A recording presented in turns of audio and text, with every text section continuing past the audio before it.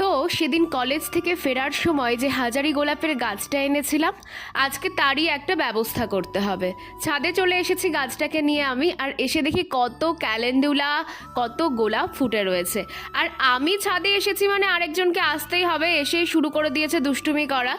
তো চলো আজকে গাছটা কিভাবে লাগাই সেটাই তোমাদের সাথে শেয়ার করব। এখানে দুটো ড্রাম তোমরা দেখতে পাবে, একটাতে সবজি পচা সার আছে আর একটাতে গোবর সার আছে, আর টপটাতে বেশ খানিকটা নর্মাল গার্ডেন সয়েল আছে। আমি তিনটে মাটি নিয়েই খুব সুন্দরভাবে মিশিয়ে দিলাম। তারপরে আমি যে গাছটা এনেছিলাম সেটাকে সেই প্যাকেটটা থেকে ছাড়িয়ে নেওয়ার পর গাছটাকে সুন্দর মতো বসিয়ে দিলাম। হ্যাঁ, এর মাঝে তোমাদের বলা হয়নি, আমি কিন্তু সর্ষের খোলও এক মুঠো মাটিটার সাথে মিশিয়ে দিয়েছিলাম। তারপরে ব্যাস গাছটাকে লাগিয়ে দিলাম আর সুন্দর মতো জল দিয়ে দিলাম। এবার নিচে যেতে হবে, তাড়াতাড়ি বাচ্চাটাকে খাওয়াতে হবে, কিন্তু গিয়ে দেখি যে আজকে রিমি বাচ্চাটাকে খাওয়াচ্ছে। ভীষণ ঠান্ডা ছিল, তো দেখো খেতে খেতেই কাঁপছে ভীষণ।